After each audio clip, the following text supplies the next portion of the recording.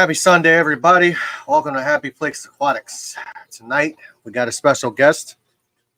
I don't know about special. He's special. He's so special. We got George from Mexicali Fish Keeper. Oh, no, he's gone. He left the chat. What the hell? All right, well, George will be back momentarily. Everybody, welcome. You're lying to the people. You didn't have me. You lied to the people. You left. Yeah, no, that's what I'm telling you. I hate doing this stuff on the phone now. I used to do it all the time.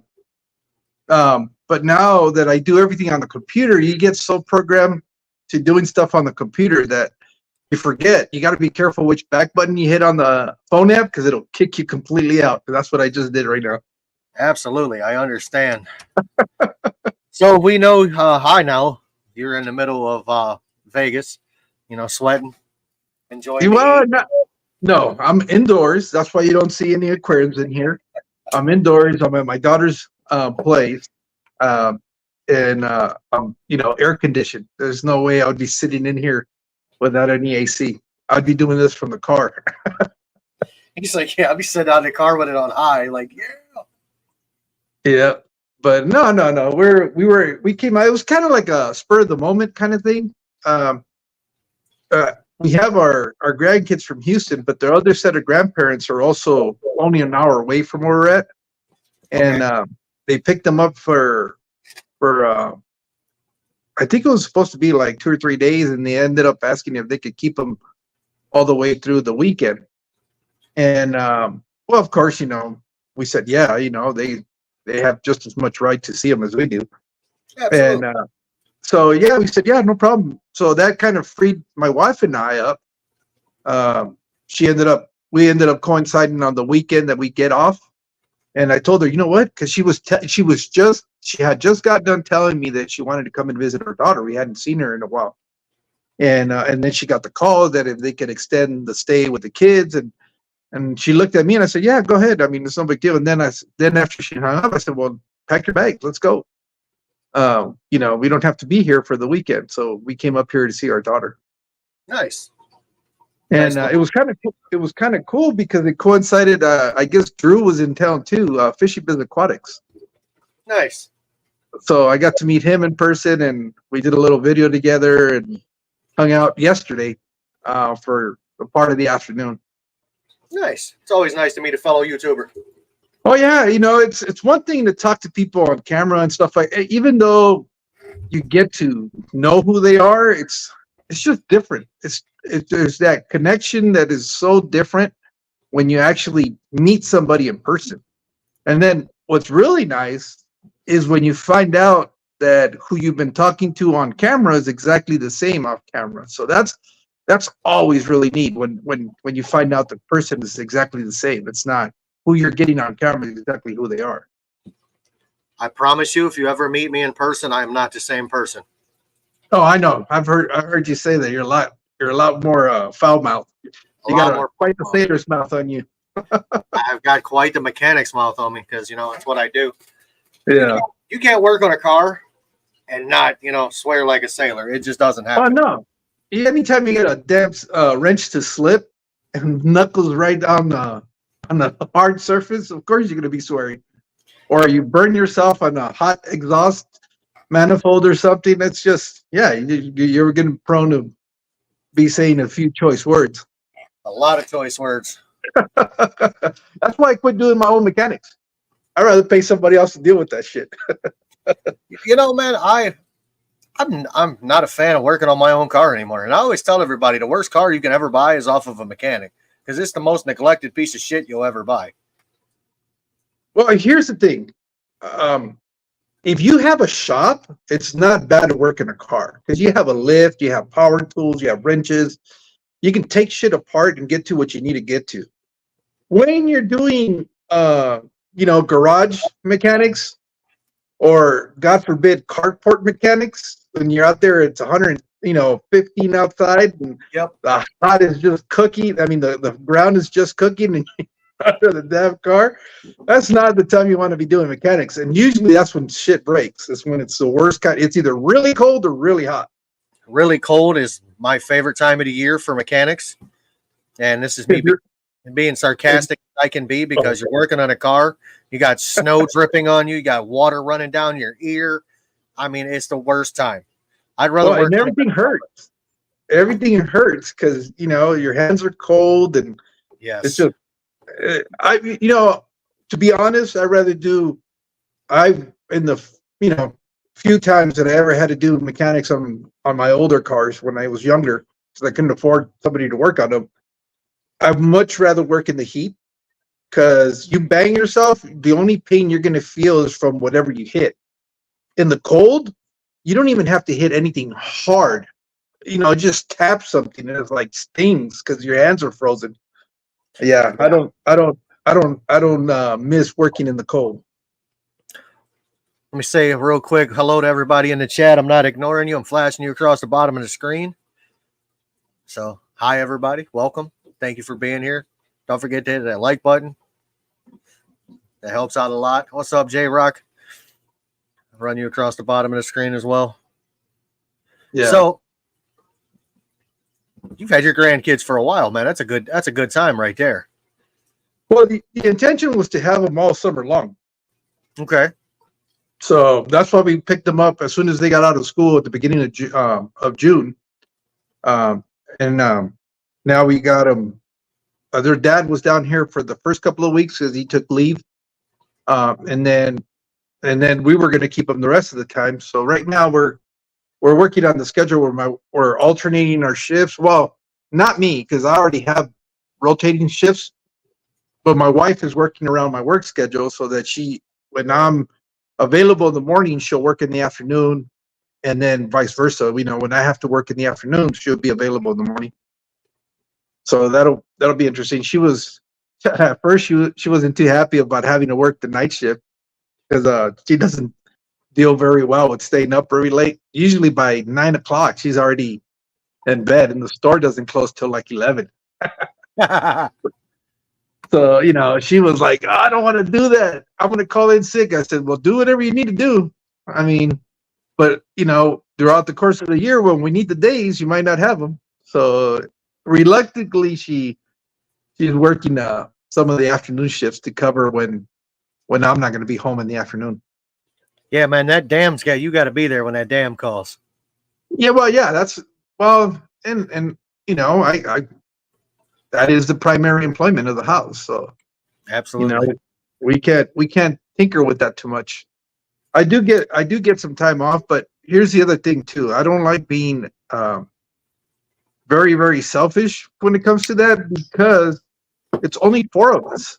Well, 5 of us. So anytime any of us take vacation, somebody has to step up and either do like double shifts and or somebody has to come in on their days off. So it wears on you after a while. This is actually the first year that I've taken this much time off. I've been there almost 10 years now, and this is the first summer where I've taken multiple weeks off. But I think I've earned that right. I think you have. You've been there long enough. This year, I've gotten to the point now where I have a user lose. So every year, because I've already, like 3 years ago, I hit the threshold of where I can't accumulate any more hours. I have to burn them. So by default, every year I have to take 2 weeks. And I don't always take them all at once. So usually what I like to do is I'll extend when I have, because I'll have like a period there where I get like today, this weekend where I have 4 days off. I'll usually tag a day at the beginning, at the end of those 4 days off, and then all of a sudden I got a whole week off, and I've only used up a couple of days. So it gives me a little bit more flexibility throughout the year. I have been off since I've been off Wednesday, Thursday, Friday, Saturday, Sunday. I'll go back tomorrow. Not looking forward to it, but oh man. So what's new? I haven't talked to you in a while. Well, so much for being kind of quiet this whole couple of months when I said because of I wasn't going to be doing a lot of the live streaming and stuff like that, which I really haven't. But it's funny because it's allowed me to do more videos, more than I normally do. But we've had opportunities happen that has allowed me to do some content. I got to go to that expo up there in the LA area Okay. towards the end of the month. We did that, and then what did I do before that? There was something else.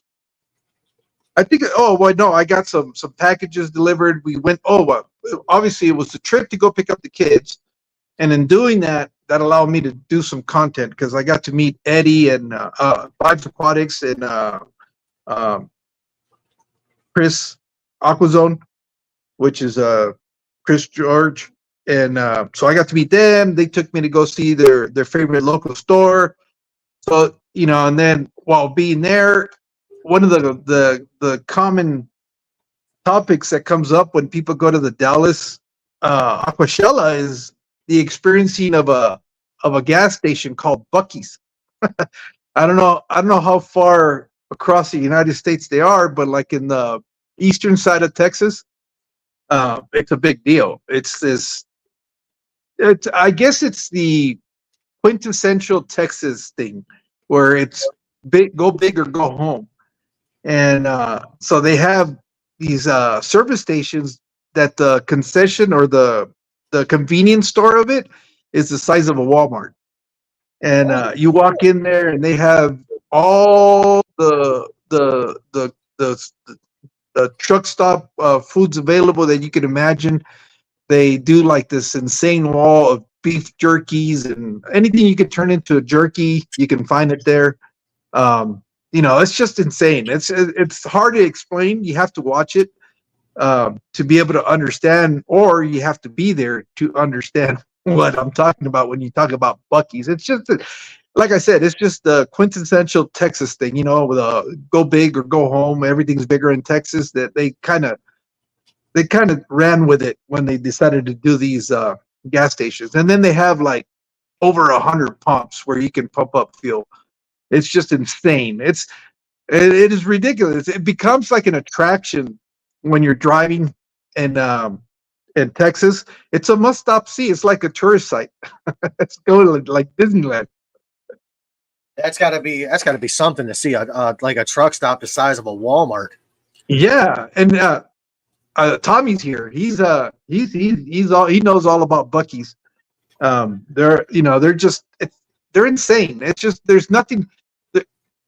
The best way I can describe it is the building itself is probably the size of a Walmart, where you just have.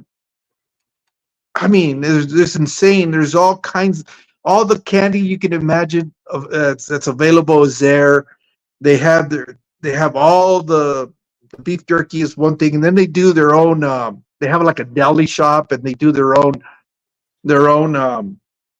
barbecue, and it is insane. It's like it's an attraction, and so I got to know. I've heard people talk about it, and like I said, again, it's kind of hard to explain. So I filmed it.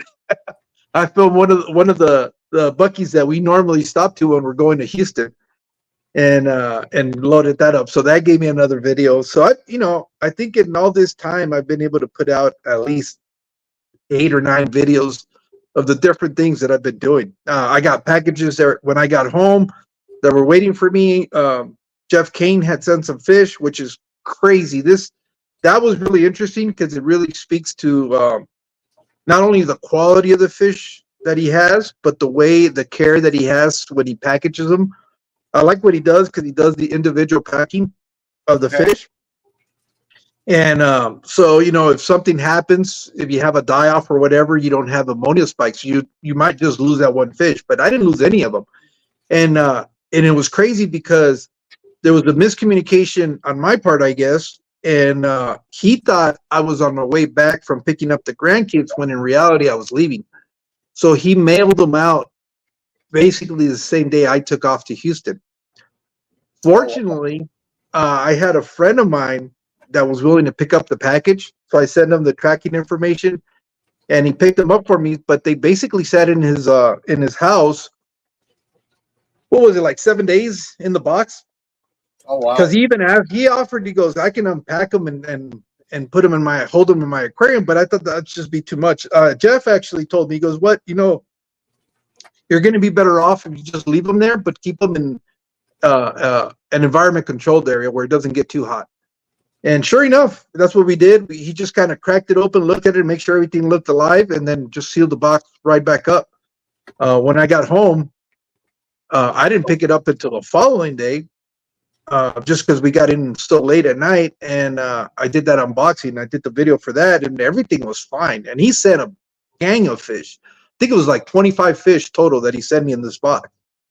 And but it's just, if somebody's looking to order some fish, I would not hesitate to order from Jeff Kane.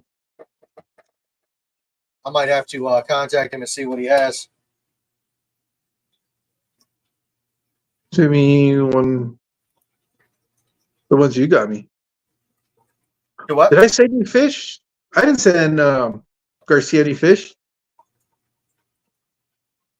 I'll be when you what? Hey Jorge, when will the surprise fish? Oh, well, right. I don't know. You don't keep any small fish. All Berto has is those big monster fish. I've got some small fish. No, Berto Garcia. I know. I got small fish. Berto doesn't. Yeah. So I don't know what I could send him. I don't have anything that would go in his aquariums. Oh, anything I send him would be snack for his Oscars and his gar. I need to get a hold of some good angelfish. Everyone that I get a hold of are just worthless. They either live for 5 or 6 months. I don't need them at whenever. Yeah, these guys, I don't know if they're going to be too big to ship, though. I don't know if that's a thing. I don't know if that's a thing where fish get too big to ship, but I definitely can send you some. Yeah, I'll send you some Akara. Yeah, no, it's okay. I got like 300 of them. Maybe more. But you have the natural ones, not the electric blue, right? I've got both. I kind of like the natural ones. I'm waiting for those to spawn. Once those do it, it's on like Donkey Kong. So the ones you have, the spawn that you actually have right now are electric blue. Electric blue? Yeah, those are nice. I'm trying to think because I'm in the process of rearranging the fish room. I finally made the decision. I'm not going to set up that 300. That 300 is not for me. It's too big of an aquarium for what I do. Is it glass or acrylic? It's acrylic. Man, I might have to drive my happy ass out there and get that. Yeah, no. The guy that was watching the fish for me, I gave it to him. And now he's just got to come pick it up. He's got to find a crew of people to get it. We need bare minimum 2 other guys besides him and myself to be able to pick it up. That sucker's heavy. Well, maybe it's because we're old. We're a bunch of old farts and we can't lift as much as we used to. Bro, this 240 behind me is 550 empty. Yeah, I didn't weigh it, but that sucker was heavy. As a matter of fact, it was so heavy that 3 of us had it, and one of the guys couldn't hold the corner on it. It slipped, and that's why it popped out one of the lift tubes from the bottom, and that's why I had to repair it. That's why I have it. It's just it's to the point where I can't do anything. I can't move it. I can't turn it unless I have a crew, and that's why I told my wife. I said that's too much of an aquarium for me. I can't be depending or waiting on people to be available to come and help me move this shit. The stuff that I have, I got to be able to move. So I'm gonna get rid of it. It would have been cool. I know what I would have done with it, but it's just too big. There's a point where there's diminishing returns, and for me, and as much fish that I like to keep, the different kind of species, that aquarium is just too big. So I gave it to him. I'm just waiting for him to find 2 other people to help him load it in his truck. But I need that out of there so that I can start rearranging my fish room, which is going to open it up. It's going to change drastically the way it looks, because now you're used to see me sitting and like in that U shape where all the aquariums were around me. Well, that's Yeah. going to go away.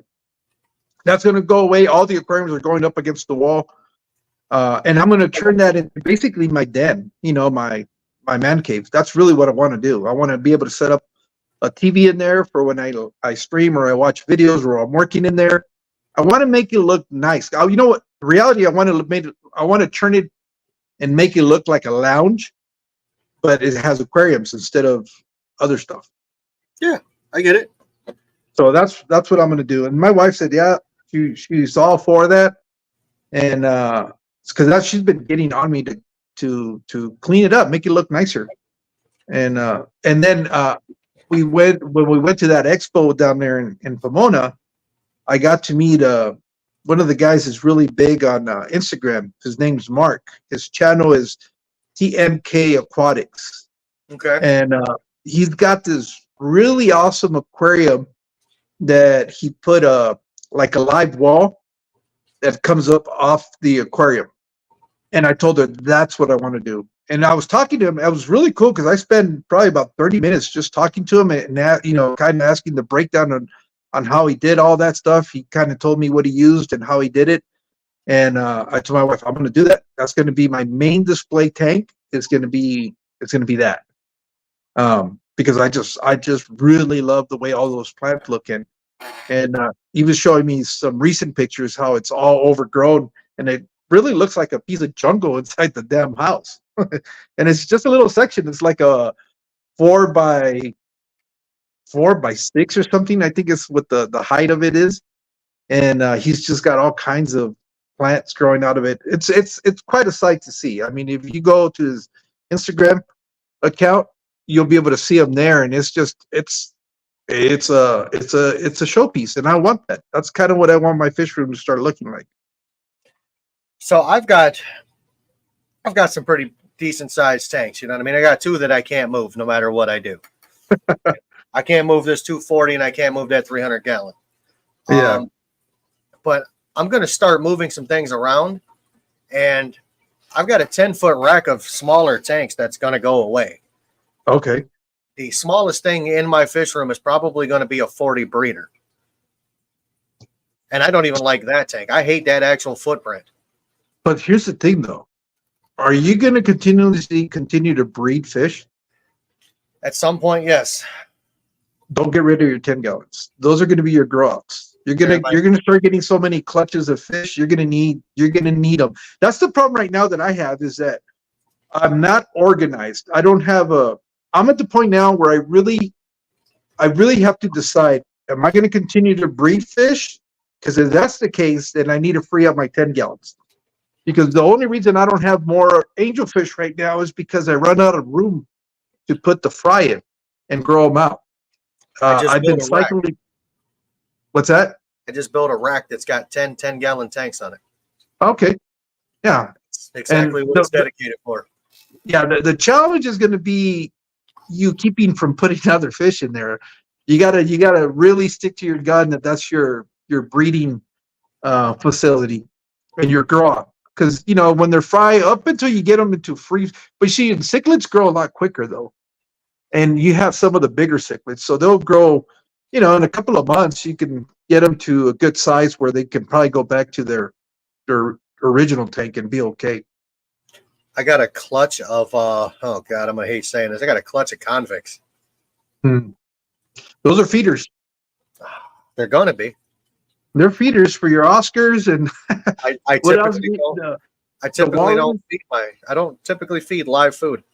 Yeah, but look, if you don't do that's probably the most humane thing you can be able to do with those, because if you don't do that, I'm going to be overran with.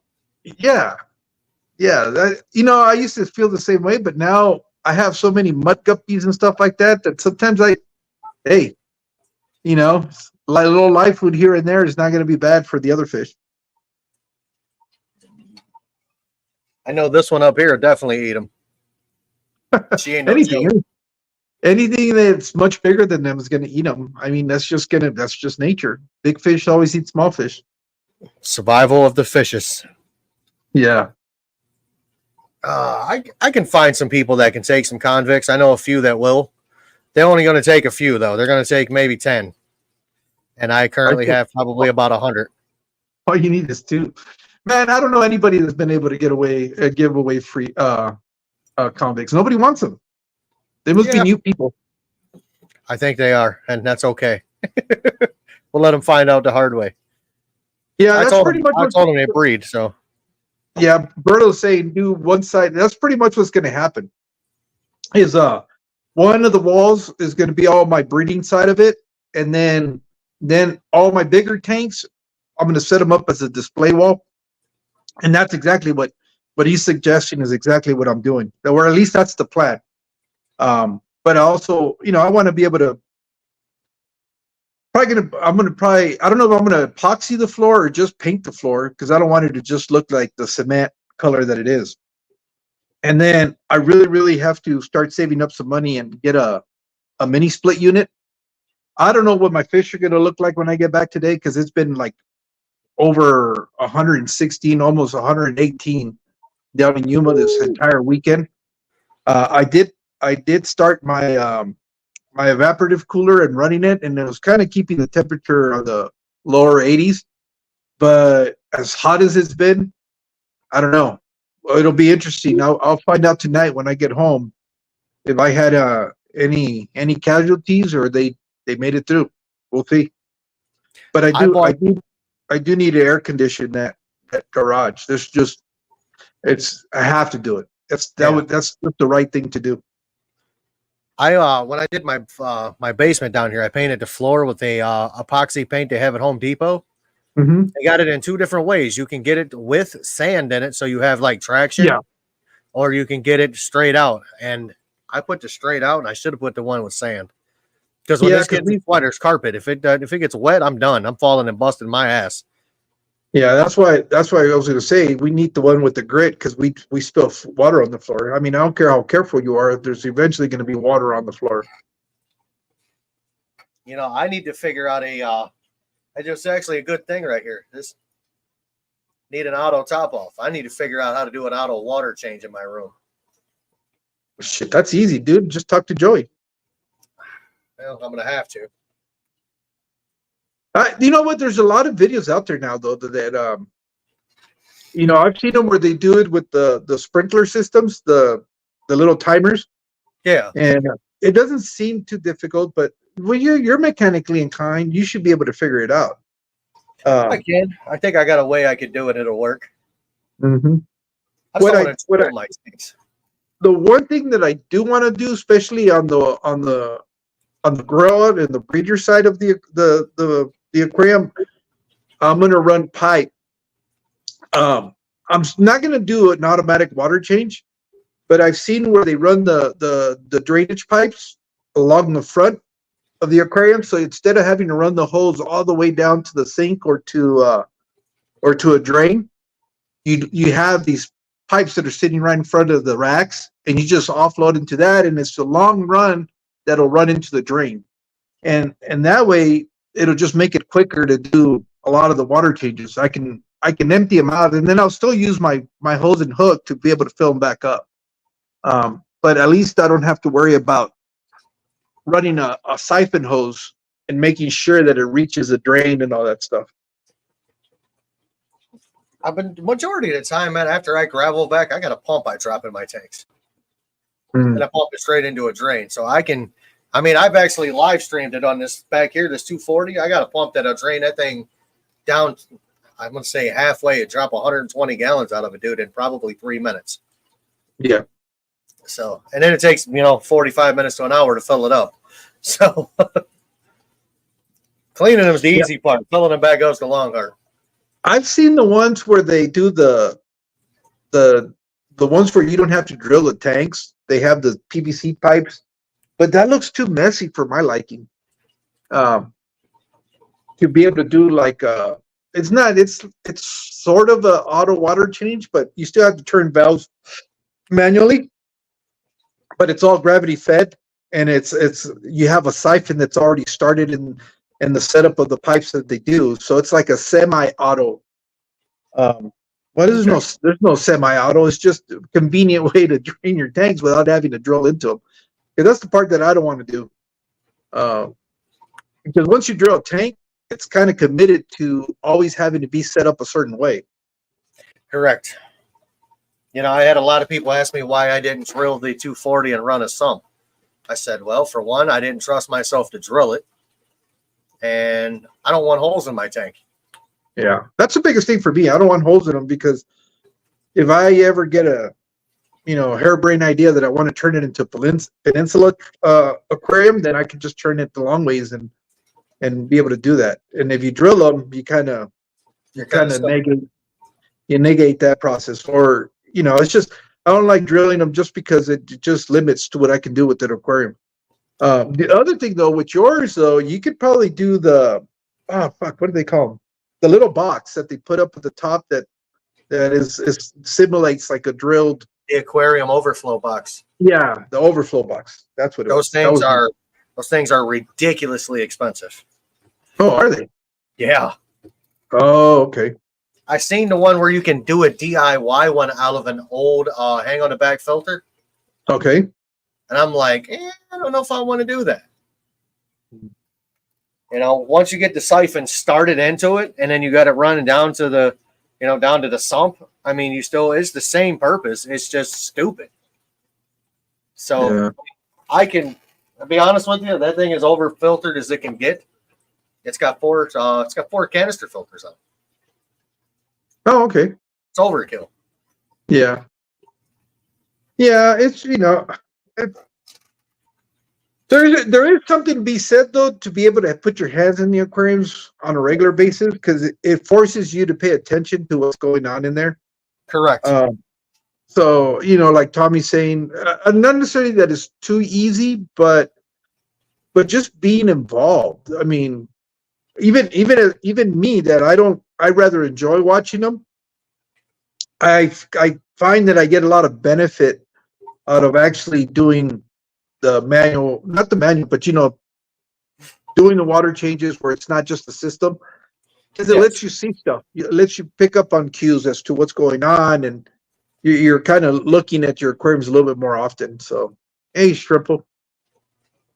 I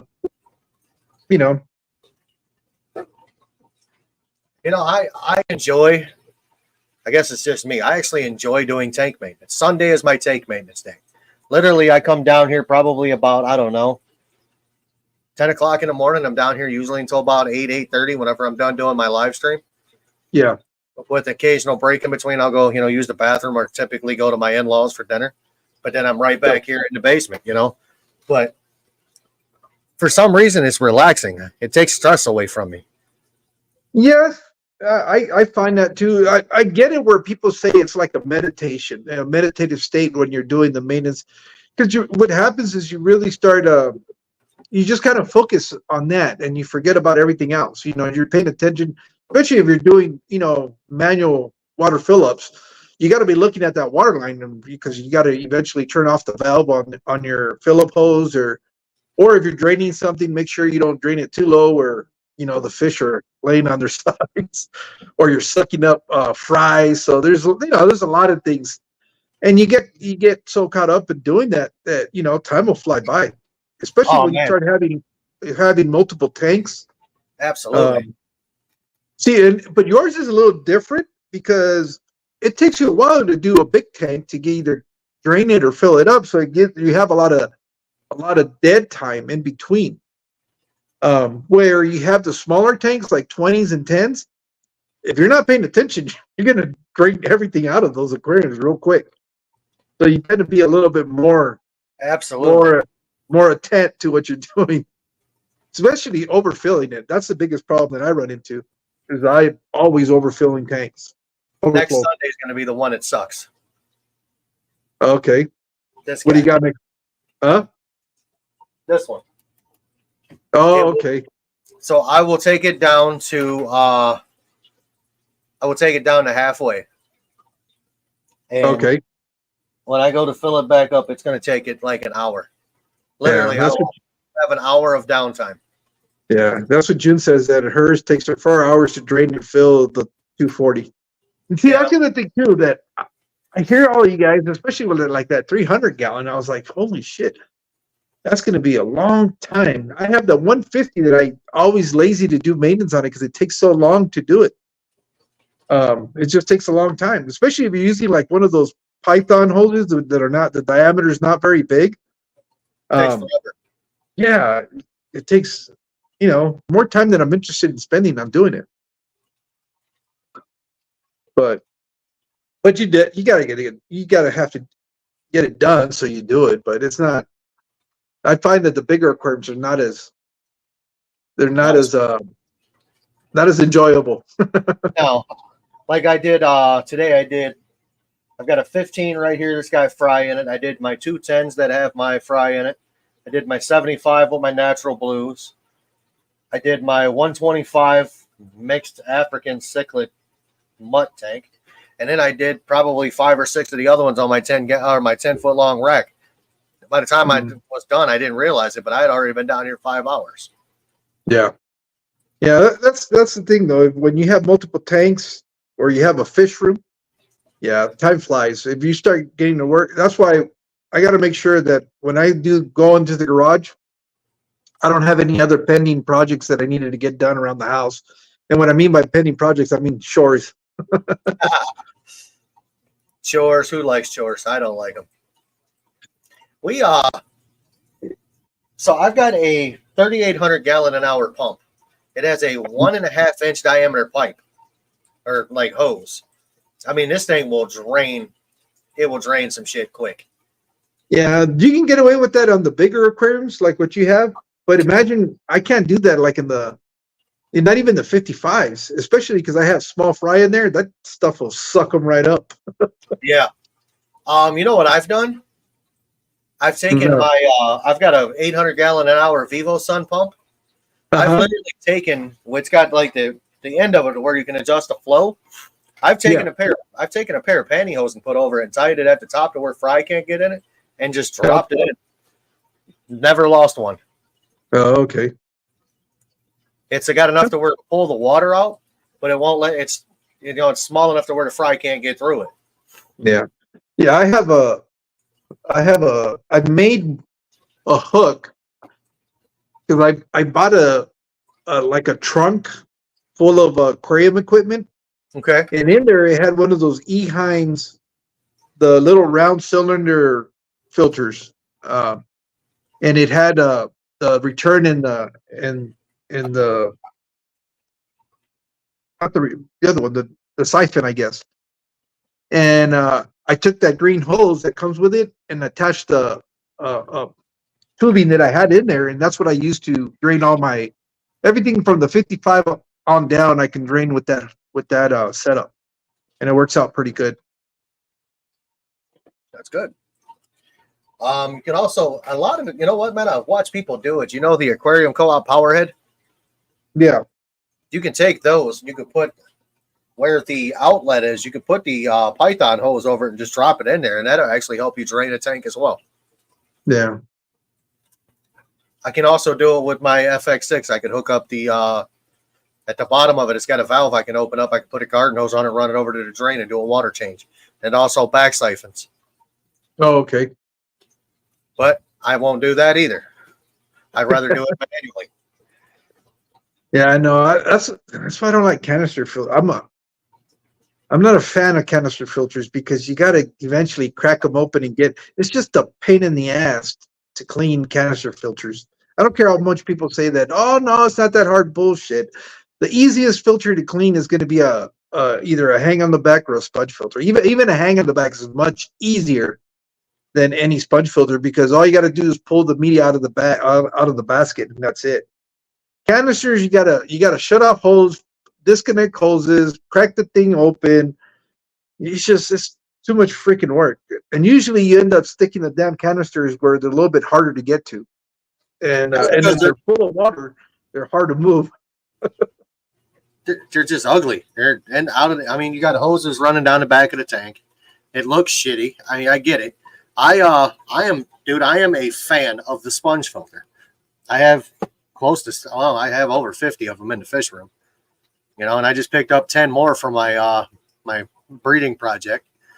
So it's going to be a good time. Yeah. Well, I'm liking more and more the no filter. Just the biological filtration because you don't have to do shit other than drain and fill up. That's it. Unfortunately, a lot of the fish that I keep will eat every bit of that. Yeah, I know. I Man, know. I've got that purple tank that's got it's got plants in it. I am thinking about removing the sponge filter from it. I don't think I need it. Yeah, I'm totally convinced that you can do it.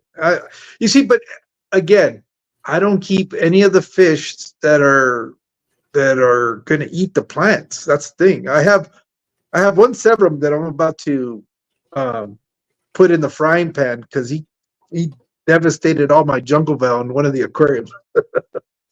He's just gnawing on it. It's just like, why do I have you? He was given to me with some tanks, and he's just kind of hanging out there. But that's why when people say, "How come you don't get any of the bigger cichlids?" Because they're assholes. They eat everything, and you can't keep anything else other than big fish with them. So I'm about done with that guy. They're pretty fish, What is it? but you can't. A Severum. I'll give you my address. Yeah, he's got to be. He's about 6 or 7 inches, somewhere around there. All right, so he's the size of the ones I have back behind me. Yeah, yeah, but I hate him because he's eating all my plants. I found that mine won't eat Anubias. Yeah, well, I don't have that much Anubius. They were They'll eat eating everything else. that guy was eating even the swords, which most fish will not mess with swords. But he wasn't even eating them. He was just biting the leaves and just kept picking at them. I was like, you little punk. So I moved him to a different aquarium and he nibbled all. It's like having a goat in a lawn. It's the same thing with that thing. I was like, you son of a gun. You know what I've noticed, like messing around with the canister filters I have. So most of your canister filters will come with those little white bio rings. Then they'll come with Yeah. those black plastic bio balls. Yeah. Throw those bio balls in the trash. No, why? They do absolutely nothing. I I mean, they do harvest a little bit of bacteria after a prolonged period of time. But for $5, man, you can go to either, like a Lowe's, a Home Depot, or hardware store. You buy a bag of lava rock. Yeah, that's true. And that's what I've done with all of my canister filters. I got rid of all of the balls. I've kept the rings and got rid of the plastic balls. Yeah. I actually held on to them. I'm thinking about trying something with a different type of filter with those in it, though. Like throw them all in a sump style tank and use it. Yeah, that's what I'm saying. That's what I don't throw. That's the one thing that I don't throw away is media, filtering media. I keep it. I keep all of that stuff, even if I'm not using it, because you never know. Like when I set up that plastic tote sump, Yeah. I used it there. I do have lava rock, but I also have some of those bio balls in there. I had them. Why not use them? So, it's just, or you can keep them in bags and throw them in your bigger aquariums or somewhere in there in case you need to set up at a quarantine or an emergency setup or whatever, or somebody needs biological filtration, especially if it's the stuff you don't like the plastic balls. You can have them cycled somewhere in there and somewhere in the fish room. And when somebody needs cycled media, you could always tell them, hey, here. And if you never get them back, you're not worried because you don't want them in the first place. I cycle all of my sponge filters in my goldfish pond. Yeah, that's the best place to do it. Yeah, I mean, that thing's healthy. Mm-hmm. Yeah, that and lava rock. Lava rock I always keep around, and that's my giveaway cycled media. I keep it in little laundry bag. They have these little zipper laundry bags that you can get. Well, I used to be able to get it at the 99-cent store, but they closed all of those around our area. And I would just fill them up with lava rock, and I keep them in the aquariums that are the 10 gallons that are on the bottom floor of my garage. And those kept all my stuff cycled. Anytime somebody would pop up having trouble with their cycle, I would tell them, come to my house. I'll help you out. And I would give them a bag of that stuff and tell them, put it in your aquarium, and that should help you jumpstart your cycle. So I got a piece of big old chunk of lava rock right here, Mm-hmm. right there. That thing is like, I don't know, 3 or 4 pounds. Oh, okay. I chunked that in the tank, another tank when when I start it up. And then Yeah. once I know it's running, I'll take it and throw it back in her tank. But what do you think live rock and saltwater is? That's exactly Same what they're thing. doing. It's Correct. exactly what they're doing. They just gave it a fancy name. They called it a live rock. It's all media is live. It has life on it. Correct. I'm getting ready actually to take my salt water down. I'm going to condense them all into one tank. I'm done. My wife is trying to convince me that because she goes because she's been going with me when I do the store tours, and everything that attracts her is like the saltwater fish. It's So because they're she's like, colorful. hey, she goes, if you could set one up, she wanted me to set up like the 300-gallon inside the house, where we have a wall where we have all our pictures, our family pictures, and under it, she's got this buffet that she wants to get rid of. And she goes, I'll let you set it up there, but you got to make it look nice. Well, if I do that, I don't want to use that 300 that I'm getting rid of because it's all scratched up. It's acrylic. It's gonna, you got to repair it, and if the repair leaks, then you got a whole lot of water damage inside the house. So if I get an aquarium for the house, it's going to be a brand new, um, from the shop aquarium that I don't have any issues that I got to worry about. And if I do that, I want a rimless. So because it's going to be in the house, I want it to look nice, like furniture. Those kind of scare me. Not me, especially if you get the Euro bracing on the top. It's no different than having the plastic bracing, except it's glass. I mean, it's um, I'm, as much people like to talk about the acrylic ones. So far, I think the glass just seem nicer. Hey, Lalo, they just seem to me, my eyes like them better the way they look. Yeah, But I understand. 100% understand. they're heavy. Absolutely, they are. A lot of these newer tanks are getting heavier, man. Yeah. Not as like the older ones, though, man. I remember the old, like, half-inch thick 125s with no center brace. Those are heavy. Well, I mean, yeah, because the glass was so thick. those are freaking heavy. Like the two 125s I have down here right now, one's mid 90s, the other one is like 2021, 2020, Yeah. 2020. And I mean, the weight difference between them is about 75 pounds. The older one is 75 pounds heavier. Mhm. And I was looking at it from the bottom perspective of it. The bottom glass on the older one is a half-inch thick. The new one, I don't think it's even anywhere near a half-inch thick. Yeah. I'm like, Yeah. man, that's crazy. The other thing is also with acrylics, they're just so delicate. They scratch. If you look at them wrong, they scratch. It's just I didn't realize I made the mistake one day of using that algae scraper, the magnetic ones. Yes. I was going to start doing it, and I didn't wipe down the front panel of it. It had a little light, like dust settled on it, and it scratched the aquarium because it's like little fine particles, and it was like fine grit sandpaper. And I was like, oh man, I get. The problem is I get away with that on the glass because it won't scratch it, but on that acrylic, it had all this little like a real fine haze. And I said, man, you can't do anything with acrylics. You got to be like super, super clean. And then come to find out, you got to be careful. You can't use, I guess, the microfibers cloths on them either because it'll scratch them up too. Everything is scratching. So it's like, fuck, this is too delicate for me. I'm not that gentle on anything. I'm like, I'm not. I'm a big brute. That makes you. I'm like a bull in a china shop. Yeah. So no, I'll stick with glass. I mean, glass all the way. For me, it holds up better. I don't think I have one acrylic tank. I think all of mine are glass. Yeah. Well, I What? got like a little 1 gallon one that I use to transport fish from tank to tank, Yeah. No, or when I need to drop them I've off. got the 150. Well, the 300 is sitting on the floor, which I can't wait to get rid of.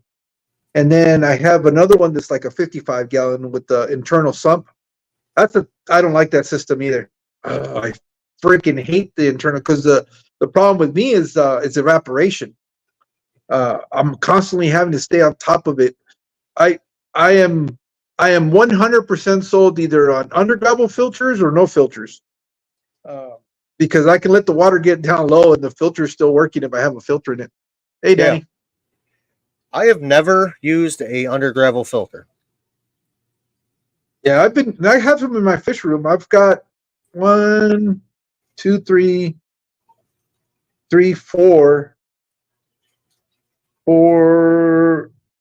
five, I think, that I've got set up with undergravel filters, and they're Planet. I And have I have 3 tanks in my house that don't have sponge filters, yeah. and they're all salt water. Oh, okay. Yeah, no, it's just I think eventually I like to do with Lucas Bretz has done where he's not running anything. But for me to be able to do that, I got to control the temperature in the garage. Once I get the minute that I go air conditioned in there or climate controlled, not necessarily air conditioned because I'll also have heating for the winter. I'm getting rid of all filters. I mean, I'm not running anything other than biological because then I can I can put glass, I can put tops on all the aquariums, so I don't have to deal with the evaporation, and and then I'll be good. I'll just do Did my you? regular water changes that I need to do, and that's it. It'll What be a is your nice, quiet fish room. What is your average winter temperature in Yuma, Arizona? We don't get very cold. We The way that I've been able to see it is it'll dip into the low 40s most of the night, and then right around a couple of hours before the sun comes up, which would probably be like around 4 o'clock, it'll dip into the low 30s. It'll get like 33, 34, maybe 32. And then it'll start climbing up again and get into like the mid 50s, 60s when the sun comes out. Okay. So I can get away. The way I currently heat the fish room is I just run a little space heater and I keep it at 70. Which means the aquariums are between 64 and 60, 66, 68, depending on, if they're on the ground or in the middle or on top. And and the fish are fine. They have no problem. Um, and the plants, um, for the most part, they do well too. So it's not that big of a deal. The only concern there, the only issue that I have there is when I do water changes, I got to be careful that I don't drop the temperature much more than that because the water out of the faucet will be much colder. And Okay. that's probably what I will have to do is I've really thought about doing like an under sink heater. And the reason I say that is because I don't need the water to be 100 degrees. And I know those under sink ones will run that high temperature water for maybe a minute or two, and then it drops off tremendously because it won't heat it up. But the temperature is still like maybe 70, which is ideal for me. And I so it's not. I'm gonna switch over to a tankless hot water tank. Hmm. That's gonna happen for me because I got a 40-gallon hot water tank and I drain that bitch quick. Hmm. I mean, literally, I can do this right here and it's done for an hour. I would do a little bit of research on those tankless water heaters because I don't know for how long they can continue to heat water. I don't think it's indefinite. And the reason I know that is because I know Joey was talking about it. The one that he had in his house for his whole house, that was one of the issues that he looked into it, and he would get a lot less hot water with one of those tankless than with the conventional water heaters. So I would just do your research, do your due diligence on that, and figure out how many gallons you're actually going to be able to get. Although, again, you don't need to run. You need the water to come out, what, 70 degrees maybe? Maybe. 70 to 75 at that. Yeah. Yeah. So just figure out how long you can run that temperature to see if it'll fill up your aquariums, because then you might be in a worse situation where you'll be able to fill up a lot less tanks. Used to have a, whatever the hell name that is, and it was shower for hours. No, okay.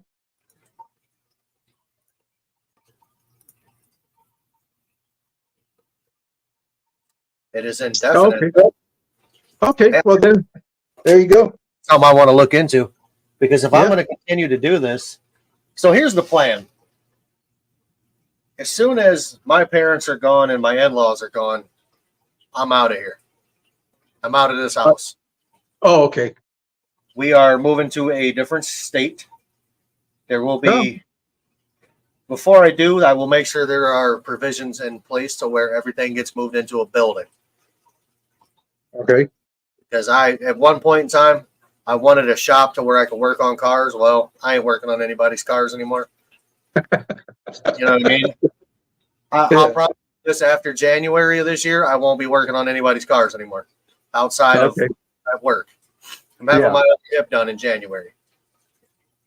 So this building will be pretty much my version of an aquarium gallery. Okay. So once that happens, it will be, electric, hot water, all that shit out there. It's essentially going to be me. It's going to be my big ass man cave. That's what I'm going for. Nice. But it's not going to be in the state of Ohio. Okay. You going further south or what? I'm going south. Okay. I'm looking towards Tennessee, somewhere down that way. Nice. Yeah, or somewhere deep up in the mountains of West Virginia where nobody can get to me. Because sorry people, I don't like people. Like I get along with everybody. I'm a very friendly person. You know what I mean? But people as a species suck. Individuals are okay. I get it. Oh, okay. Yeah, Tim said, head to my state, Jimbo. You just want me closer so you can steal my fish. Where's he at? He's in Tennessee. Oh, okay. I don't know. I've known people that move there and they're happy. I mean, it's kind of like the happy medium. It doesn't get too cold. I mean, you do get some cold, but it's not like the cold you get. And it doesn't get too bad in the summer either. I don't know, man. Slim Jim told me he's been, sweating himself to death down there every day. But just this year, it's one of those weird. It's hot everywhere. It's hot up north in the North Pacific. Dude, there were 100 degrees in Canada, like 110. Yeah, so this is not your typical year. I mean, it's just hot everywhere. We get our medium temperature in the summer, what we consider a normal summer, is like 114, 116. This whole 119, 120, 121, that is like once in a blue moon. And this year, we happen to be that blue moon. But again, it's the entire country. It's not just us. Damn, Ross Baltimore, I thought you were subscribed to me a long time ago. Thank you for subscribing, sir. Yeah, I know. It's been 114 by June. Yep. See, that's our normal summer there. But this year, it's like today, it's supposed to get up to 121 out here in Vegas. Oh, yeah. I'm good on that. You guys can keep that shit. I had Drew out with me yesterday, and I told him, shit, you're going to melt away, buddy. He was sweating cats and dogs. A couple weeks ago here, dude, it was like 99 degrees. And I took the little temperature gun we got, and I measured the temperature on the asphalt. It was coming off the asphalt at almost 160. Yeah, I believe it. I know Ron from Garage Aquatics, was it 2023 or something like that? If you go to his Instagram, He had 175 off the asphalt yesterday. 175. The radiant That's heat. hot. That's hot. Fuck, that's insane. Correct. You know, right now I'm sitting in my basement. It is 74 degrees with 54% humidity. I mean, it's actually relatively comfortable. I've thought Yeah. about putting an air mattress down here and sleeping down here. All you gotta do is run a little fan, and you'll be golden. I got a vent right there, pointing right Oh, down. okay. And with all the white noise, with all the fish tanks, I'll be out. Oh, okay. I actually was I was watching this video because somebody just said something about cooking lunch on the driveway. Literally, I watched a guy in I think it was in southern Texas. He was baking cookies on the dash of his Silverado while he was driving. I'm like, bro, roll the windows down or get the hell out of the truck. Yeah, you can actually fry an egg right now on the. All you need is a cast iron because it'll trap the heat better. Yep. And put it on the asphalt, and with the radiant heat and the sun and in the dark metal, you can fry an egg. You know what? Tommy just said something about dash bacon and cookies, one right after the other. Now, why do you bake cookies but cook bacon? Think about that. It's wild. I don't know, dash cookies and bacon. Well, I'll tell you what. I know I had a friend of mine that would heat up his lunch burritos on the exhaust manifold of the car, so it's not. Yeah, I did it. Dash cooking is not too far fetched from that. I took I had a can of Chef Boyardee's spaghetti and meatballs. I peeled the label off of it, threw it on the intake of the car while I was driving to West Virginia. Well, when I was in the service, I was attached to a tank company, and the guys in the tank, they would heat up their lunch on the exhaust vent of the damn tanks, the M1 Abrams. Yeah, they would set up their MREs out there on the grit, on the metal grate that it has where the exhaust is at, and after they would heat up their lunch. That was like common practice. It's wild, man. The amount of things that you can do on an engine of a car or a vehicle in general. Put hot dogs in aluminum foil and warm them up.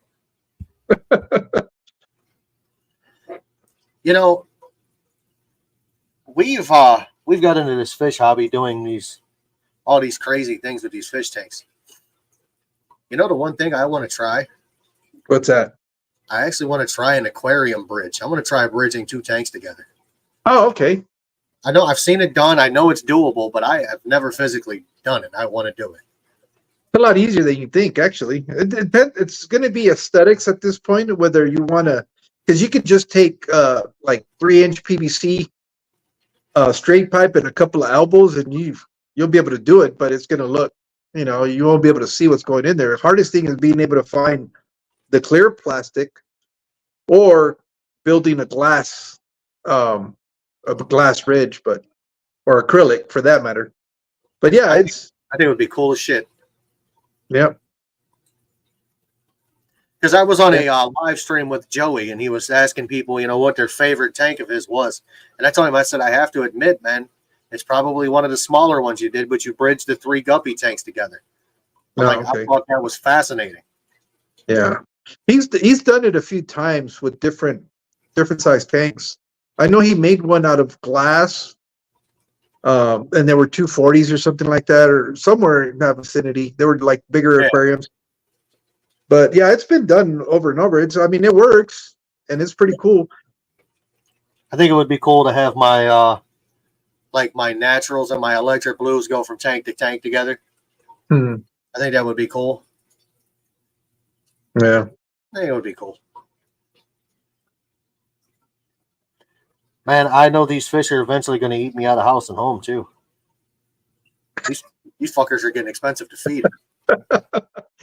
That's the one thing that people forget to take into consideration when they build, a fish room. it's easy to set up tanks and all that, but then you start falling into the realization, how do I feed all these guys? Am I And that's frozen why still on your phone? that's why I said those convict fry. That's a way to save money. Am I still frozen, or can you see me? No, you're still frozen on my end. Oh shit! So I go. Well, people know I got some stuff from Northfin, but I've been buying this shit. Which It's a is store feed from Extreme. It's a oh, five okay, pound bag. okay, A 5 pound bag will last me a month, oh, okay. Oh shit, that's a lot of food that you're and I'm feeding buying them. two. I'm buying two of them a month. Yeah. And then I got the shipment in from Northfin, and I have to say I used this for the first time today. It's their Northfin Bug Pro. Dude, my fish Hmm. went nuts. Yeah, I got some from KGE that I bought. Well, he sent me a sampler the first time, and my fish liked it. I mean, but look, here's the thing that I'm over the years of having to feed multiple tanks. I haven't really found a food that the fish won't eat. I That's the had reality. That's the reality. The only thing that I've come across that the fish will not eat are some wafers that they're. I guess they're just not very good, and nothing will eat them. But other than that, brands and stuff like that, like let me think the gamut of all the brands that I've had. I've done the Tetra. I've done a lot of the Fluval, the Bug Bites. Bug Bites worked really good. Omega One, surprisingly for the price, is really a good food. Um, I've been feeding Extreme to the aquarium at the Children's Museum, and they eat that stuff, but they've also eaten Northfin. They've eaten what else? Oh, Ken's food. Ken's fish food is what I was feeding my fish room for over 2 years. It's not until recently that I've started getting a lot of different fish foods that have, for some reason or another, have kind of headed my way. And but I really, I really haven't found a food that I can tell you it's garbage. I mean, they eat them. The fish look good. They're healthy. They're thriving. I think the biggest problem is sometimes we tend to overfeed more than anything else, and that's where a lot of the problems happen. But this whole thing about you got to feed this or feed that because it's just better quality. I just I haven't really seen a big difference. I've had a problem with 3 different food brands. My fish will not eat Tetra Flakes, none of them. Anything Top Fin, I've tried theirs multiple times, nothing. And the only fish that will in my fish room that will eat anything from Akari is this Oscar. Mm. That's it. Yeah, I've And had a Hikari, and that hasn't been too bad. I mean, they eat it. They eat it. Like I said, I just really haven't found a food where they just won't eat it. I don't know of one yet. And I've tried quite a. I mean, I've gotten a lot of samplers and I've tried them. The one that I thought was the fish were doing pretty good on, and it's really, if you look at it, it's not much of a food, but it's that flukers from that they sell at Walmart now. I got that from a sample kit that Salem Aquatics sent me, and the fish ate it fine. I mean, like I said, I still have the only one that I've noticed that I've had troubles with. It's these was the wafers, and they were the ones that Ken's Fish sells in bulk. Those were I can genuinely say that was trash because nothing made it. They just kind of sat there um, in the aquarium and just they were garbage. But that's it. That's the only food that I can think of. Everything else, the fish eat. you didn't really see what I have here, but this is Akari Cichlid Gold. Hmm. Color enhancing diet developed for cichlids. High protein levels, carnivore fish love, nutrient rich yet won't cloud water. My ass. Uh, Isn't that the one that stinks up the fish room real bad when you use it? I've heard something about a Hikari food. I don't know it's which one it is. I think it's the Massivore. Yeah, that is just, it's pretty smelly. So this one is full of, believe it or not, a lot of this is fillers in this thing. I went through this and I was reading about it. This has the highest filler content of any fish in the hobby, fish food in the hobby. One of, I should say. I buy a lot of food, man. I mean, I literally probably spend, I'm gonna say, I buy bulk flake food from my local fish store. The dude sells it to me in bulk. I buy it from him. I get a pound of it for $20, which isn't terrible. I buy the 5-pound bags of the extreme. So I'm like $100 every 2 months. Yeah. Which isn't terrible. But if I get into feeding like frozen, like brine shrimp or krill or bloodworms, I mean, you're getting into, a couple $100 a month, and that's just not happening. Well, the problem with that too is you're feeding nothing but water. It's just water, Correct. water. And it's expensive. That's why I don't feed a lot of frozen food. You know what I found to be the most cost effective and most beneficial food is live foods. Microworms, Grendel worms. I know June does crickets for her Oscars. Mosquito larva. That does really good.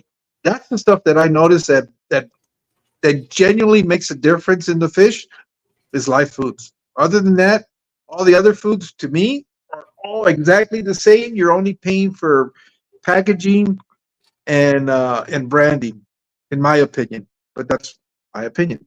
I know a lot of people feed like Oscars and things of that nature to feed them worms, like night crawlers. Mm-hmm. I've never tried it. I don't know how I feel about it. I don't know if my fish is going to get sick from it. Why? Well, that's what you used to go fishing with it. I understand that, but I'm catching that fish to eat that fish. I'm not catching that fish or catching that worm to feed my fish.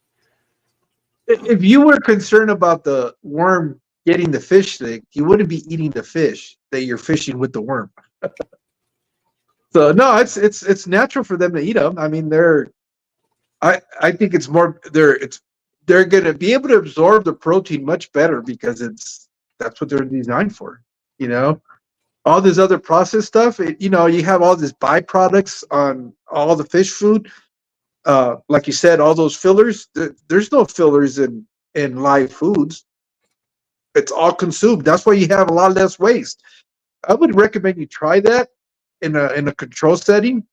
Have one tank that all you feed is processed food, and then have one tank that all you feed is live food.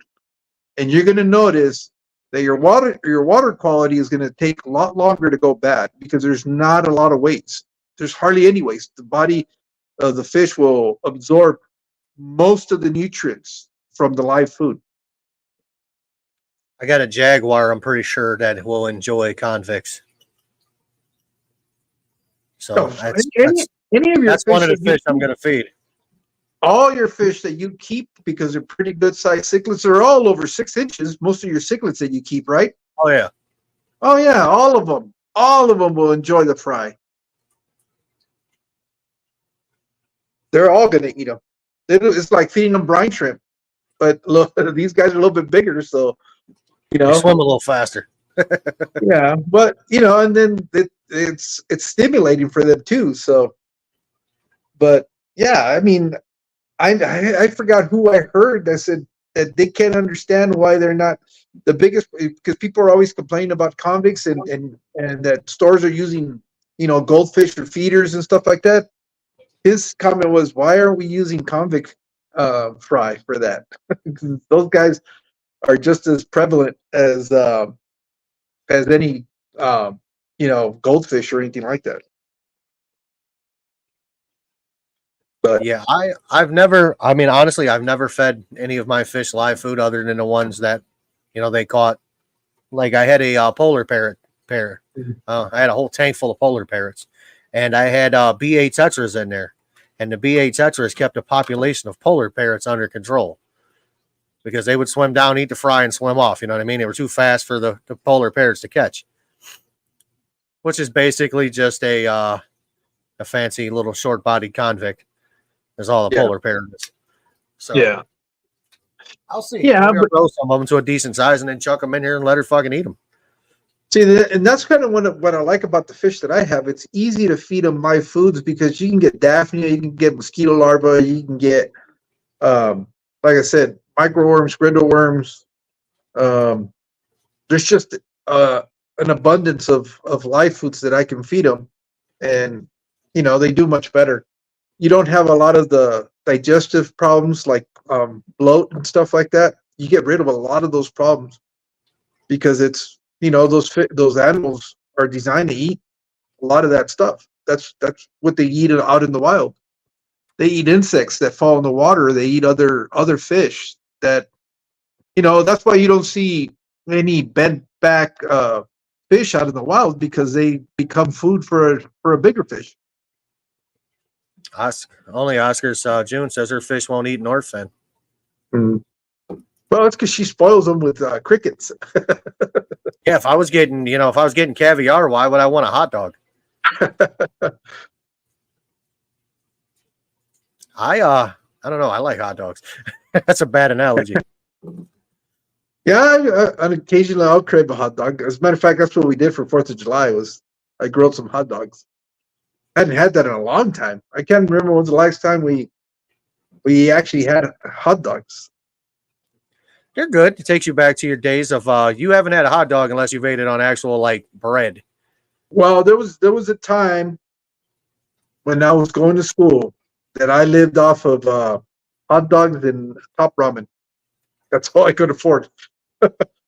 I could afford a packet of hot dogs, a packet of because I remember like the 8 buns of hot dogs used to be like 49 cents, and you could get a pack of hot dogs for like $2 or $3, and then you used to be able to get like it used to be like 10 ramens for $1.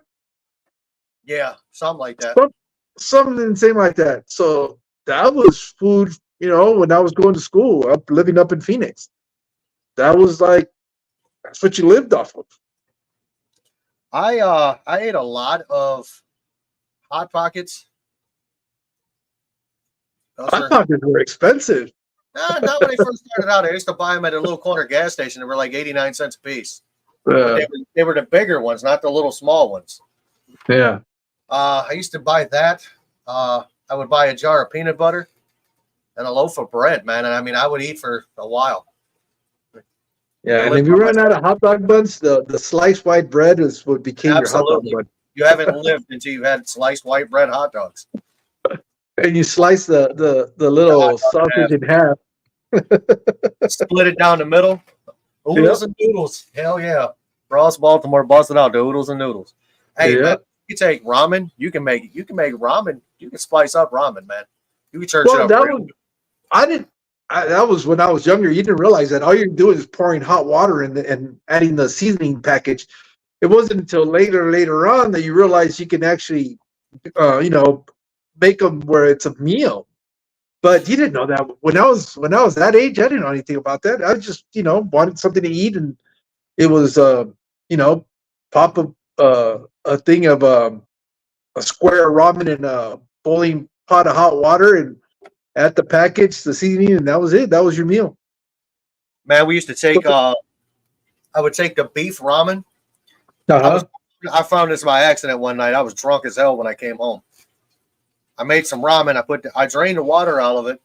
I put the packet in there. It was kind of half-ass wet. I was like, shit, what can I put in there? I want something else in there. So I opened the refrigerator, and I took like the grated Parmesan cheese you put on spaghetti. I started shaking that in there, mixed it up. I was like, that is badass. Yeah, I was gonna say a friend of mine showed me it was, what did he call it? Cheesy noodles. And basically what it was he didn't add the seasoning, but he would boil the noodles, drain the water, and then squeeze some Velveeta cheese in it. Yep. And that's what he called cheesy noodles. Facts. So I've made ramen, like spaghetti ramen. Spaghetti ramen. I put hot dogs in ramen. Yeah. Yeah, I wasn't that creative when I was younger. I I just was wanted drunk. to, It didn't matter.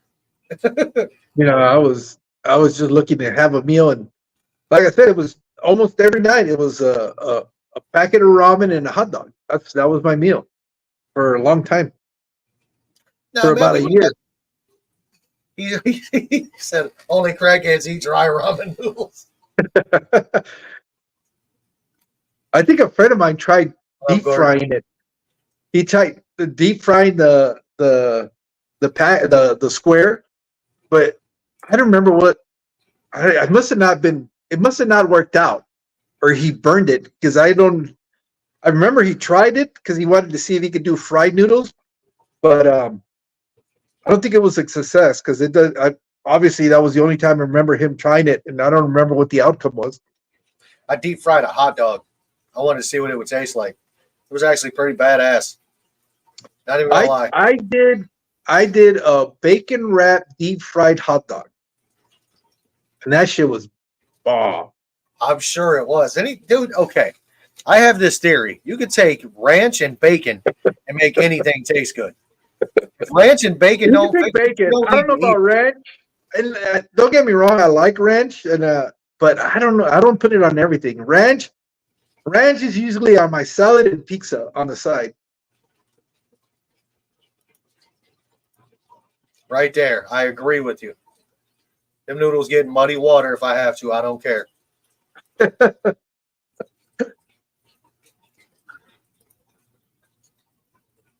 Both hot dogs with beer. You see, but you gotta have money to have beer.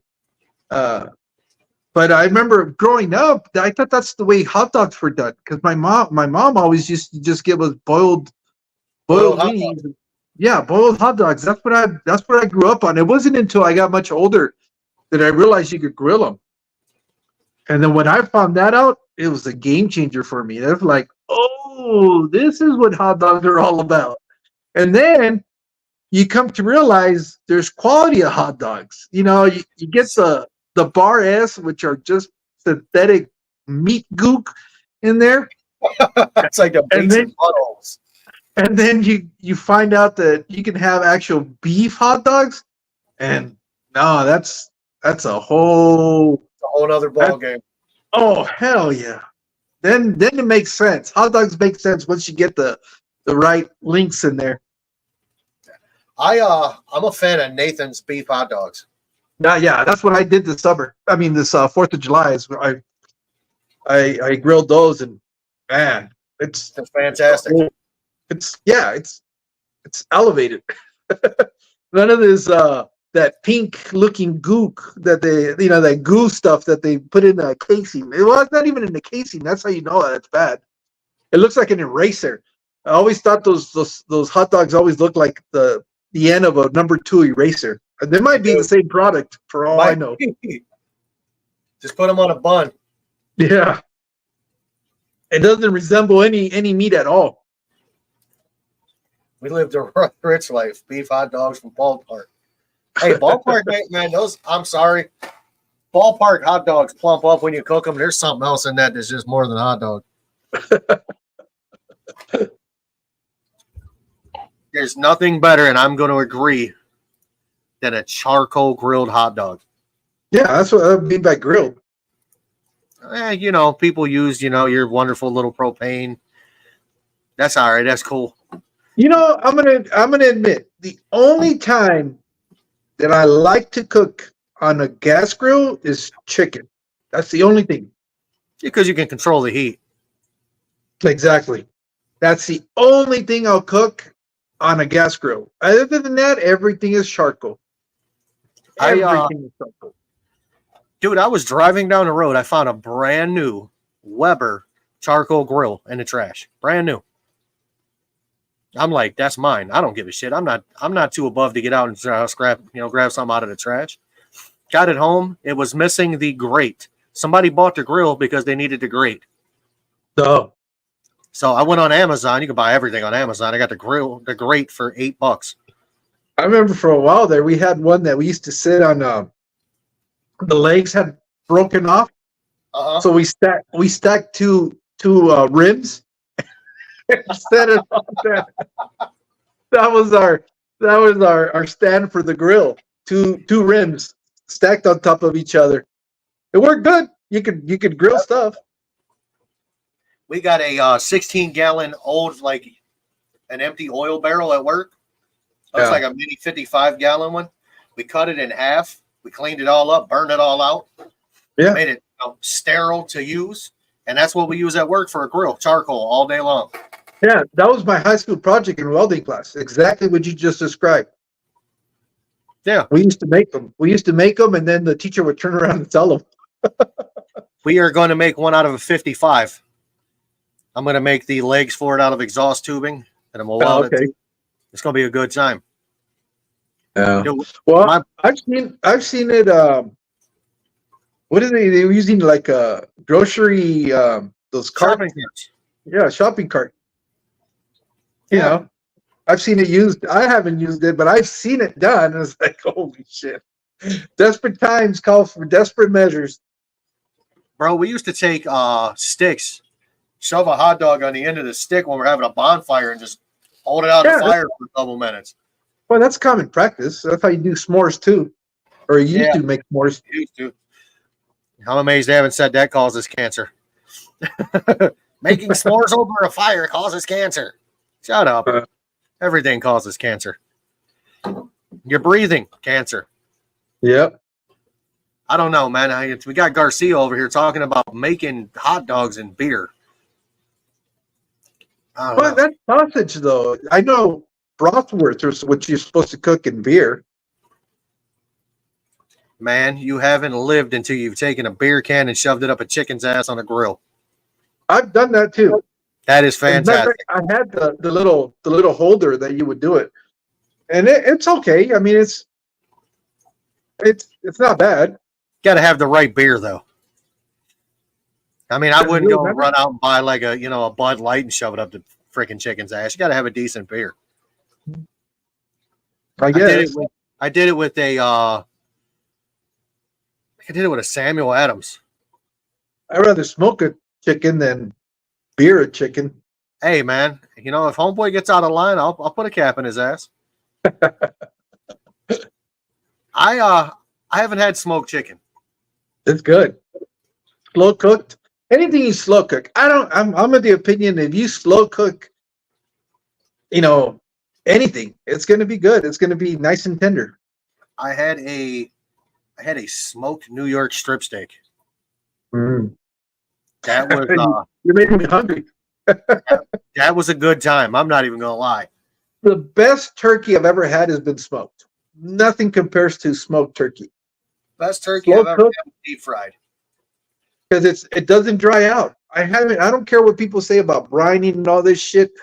You put that shit in a smoker and cook it over time. There's nothing better than smoked turkey. Garcia, we talk about marinating the steak in that, or we talk about putting it on after it's cooked. That's his whole thing is marinated in soy sauce. It's okay. I mean, I've done that too, but there's better. Look, I've come full circle now where my steaks only have salt and pepper. That's it. I've got mine. I got a like a house blend, like a house made, like I made it here, like seasonings that I put on mine. Fantastic. And I'm under the impression that if you make a steak and you have to put something on top of it, you're not eating a real steak. Yeah, exactly. So if you buy quality meat, all it needs is salt and pepper. That's it. Correct. That is it. Now, if you ask for your steak like well done, I'm handing you a piece of bread and some fucking cheese because you're eating a cheeseburger at that point. Yeah. Yeah, if you're having that at A1 to your or any sauce to your cut of meat, then you're not eating the right meat. Correct. You're eating some shit you bought at Save-A-Lot or Aldi's. I don't know. You're eating the bottom of a shoe or something. I will take A1 and I will put it in like when I'm making burger patties, I'll ground up burger and make my own patty. I will put it in there. It actually I'll take A1. I'll take A1 and put it in the trash. That's what I do with A1. Try making your own like your own hamburger patties. Put some A1 in it. I promise you, it's not bad. Don't put a shitload of it in there because then it just gets a little bitter. But you put a little bit in there, it's good. Hmm. I just can't do A1 on a steak though, man. I just can't. I just don't get it. I've tried it.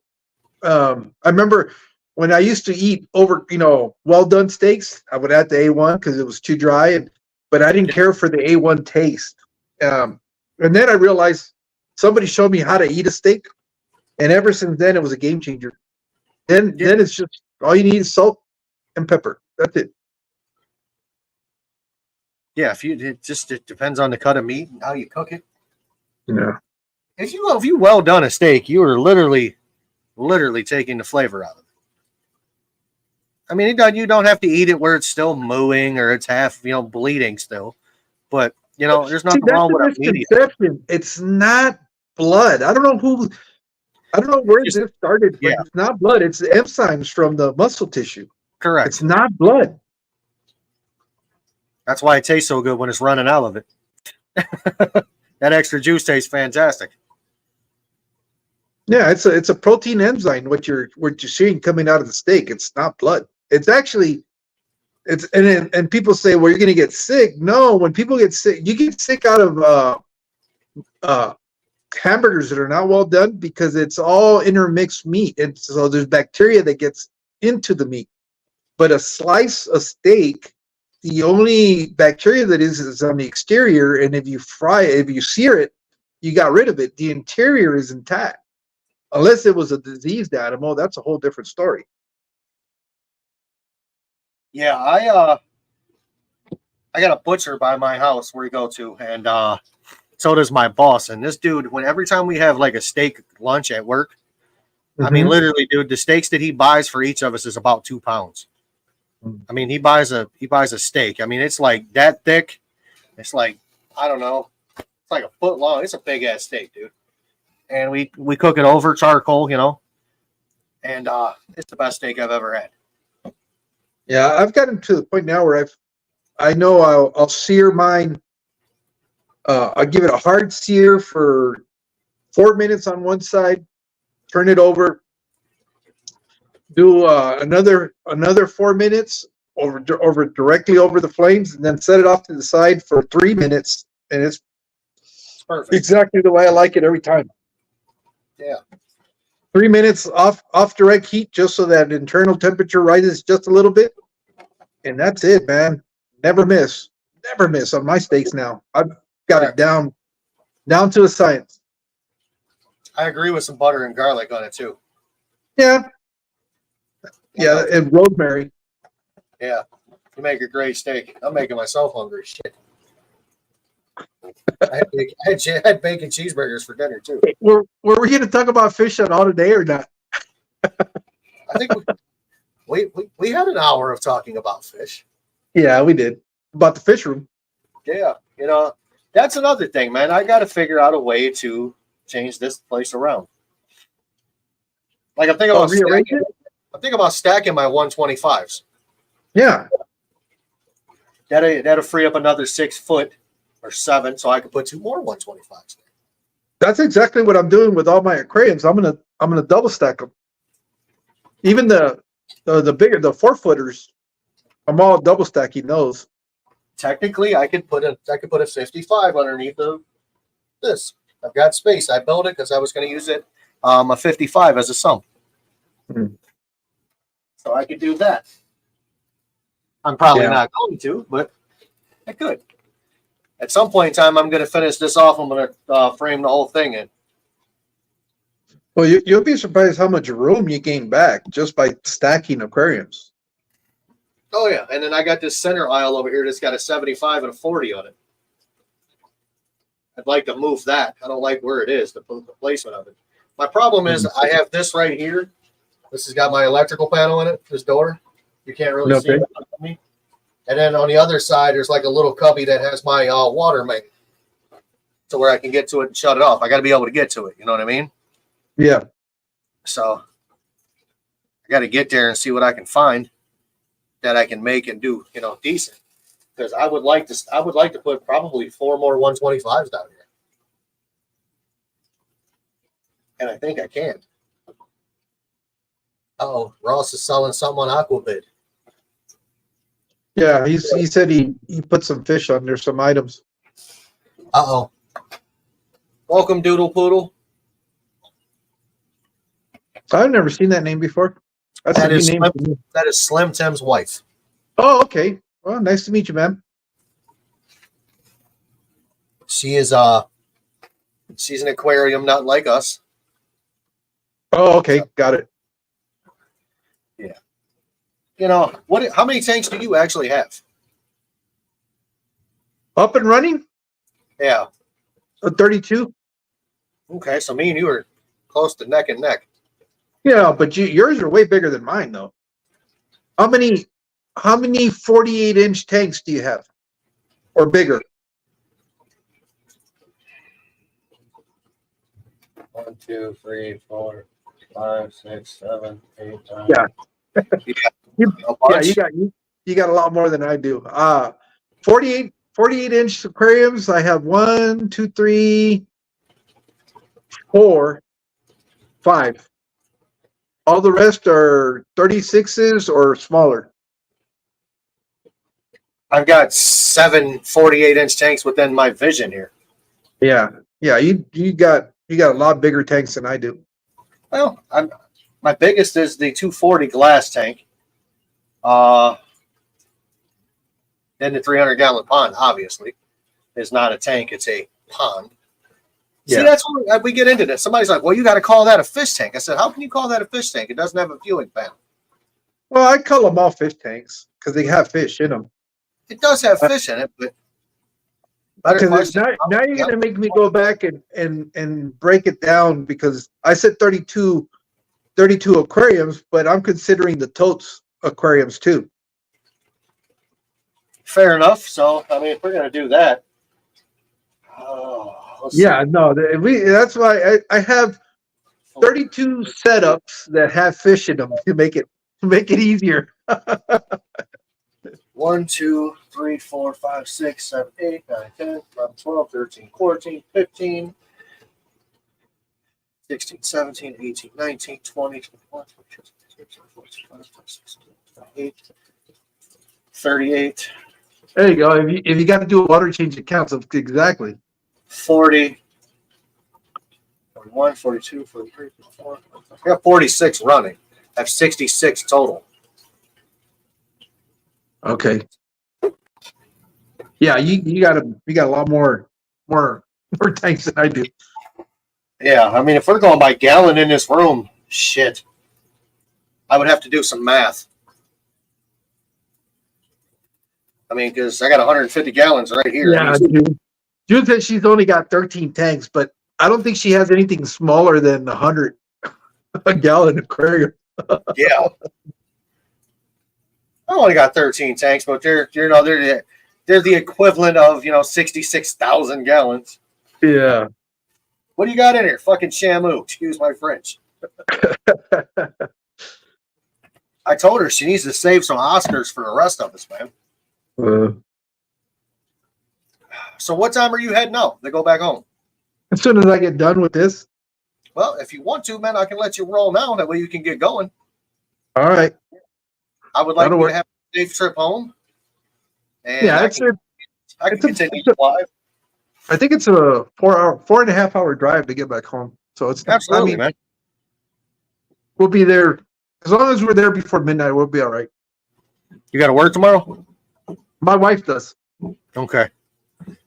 All right, man. We'll get at it. Have a safe trip. Well, thanks for having me on. Absolutely, man. Well, I wanted to have you on here for a while, but you've been busy and stuff, so. Yeah. Well, see, what I didn't want to happen is because I've made the mistake of going live with the kids in the house, and it never fails. They either want something or they're being kids. You can't make them stay quiet. They're kids, so it really detracts from the conversation. So that's why I kind of kept pushing you back. It's not that I didn't want to be on, but I wanted to be focused and be here and not be having to worry about what's going on or who's beating up on who. Absolutely. I understand, man. You don't have to explain. So you go be safe, man. We'll talk. You Oh got my yeah, number, I got yours. yeah. We always run across each other. So, Absolutely. but thanks. So, I really had a good time. Thanks for having me on, and thanks to meet everybody that I haven't met before. absolutely, man. Be safe. All right, you take care. All right. Thank you for being here. No problem. Bye. Bye. Oh. All right, guys. Now you're stuck with me. We're going to let him drive himself home because he needs to. Yeah, I don't want to hold the man up. He wants to go home. He wants to go home. So, got about 20 minutes left. What do you want to talk about?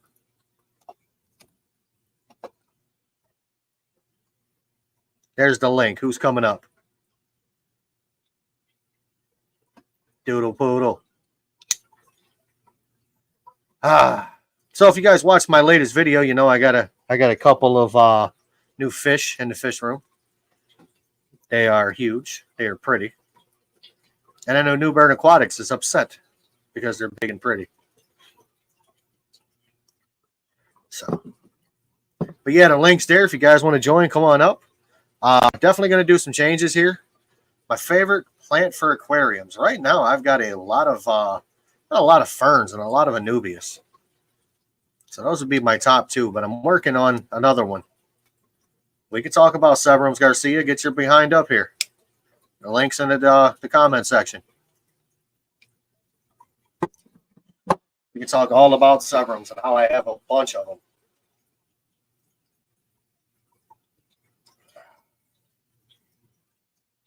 What the hell?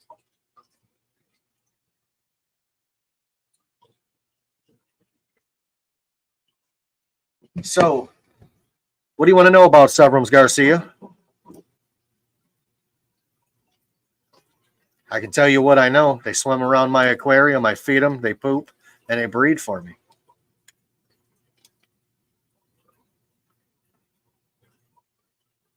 Tim would join, but we about to eat dinner. What are you making? We all like food. We all like food. Oh, my little Oscar looks sad. Why can you put plants in Severums? I've never tried to put a plant inside of a Severum. I don't think the Severum would appreciate that. Oh, Slim Tim, I'm sorry we made you hungry.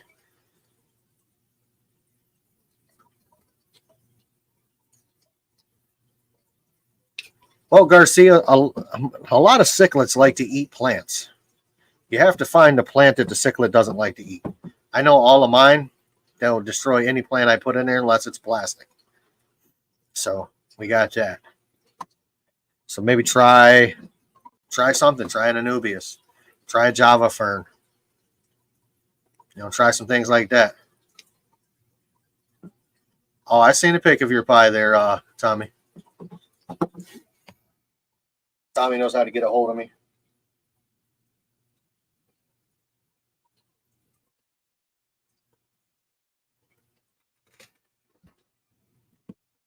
You gotta start them with plants. I think if you, like June was just saying, start them going with plants. Yeah, start them when they're a baby. Start out with plants in the tank. Maybe they won't destroy them. But yours are kind of bigger, Garcia. You just, you got some plants or some fish that were somebody else's. So you don't know how they were raised or anything of that nature. I know mine are basically right now they're in a 10-gallon tank. I'm going to start them out. The ones I'm going to keep are going to be in a Planet tank. So we'll see how that goes. What the actual fuck that, man? You guys ever have things just malfunction on you for no reason? For some reason, my phone has been going absolutely stupid for the last 2 days.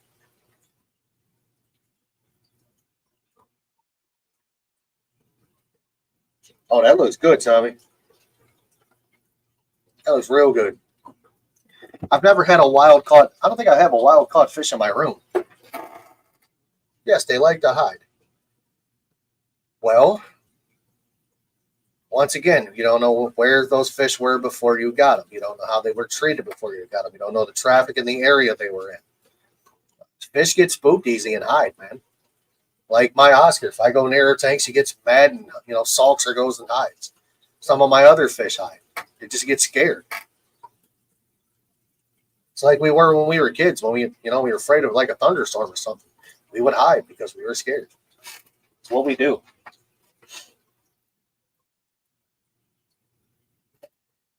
Man, those geos are beautiful. So I got the 2 new geos. Geophagus spheni. Got them from my local fish store. They're monsters. Beautiful fish. So.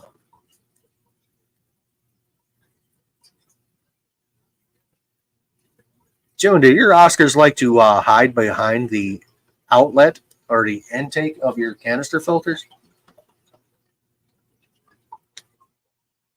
Mine's like over here rubbing on it and sitting behind it.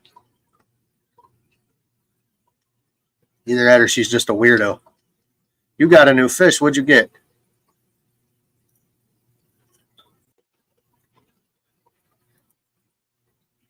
What kind of new fish you got? We know it's an Oscar, but what kind of Oscar? Probably one of the most elaborate Oscars you've ever seen. You got a stingray? What? What kind? Black diamond, pearl?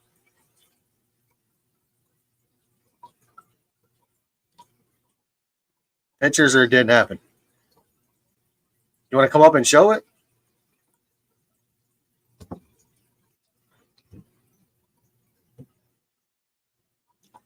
Black diamond, nice.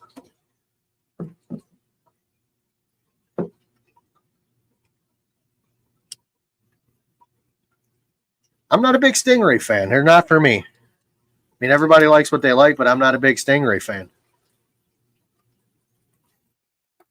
I think they have one of the most brutal mating procedures in nature. It's just hard to watch. I've seen how it was done in action. It's terrible. I think the male should be arrested for forcing himself on the other one. It's just wild. Well, show her off, June. Let's see her.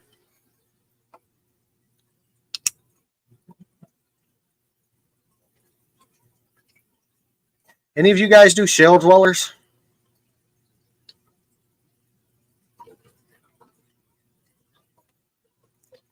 I don't have any shell dwellers, but I'm thinking about taking them on. It's something I've never kept, but I've been, thinking about it.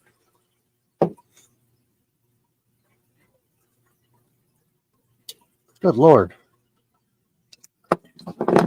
Somebody needs to take my phone or the phone from my wife. She is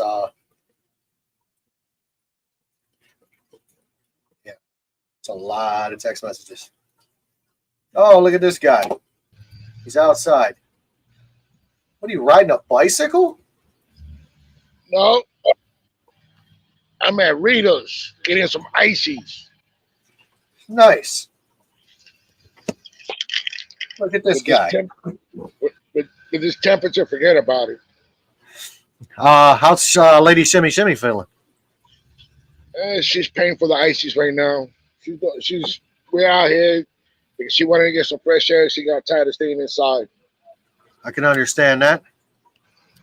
Looks like you got a nice night out there, though. Oh, yeah. Beautiful, beautiful.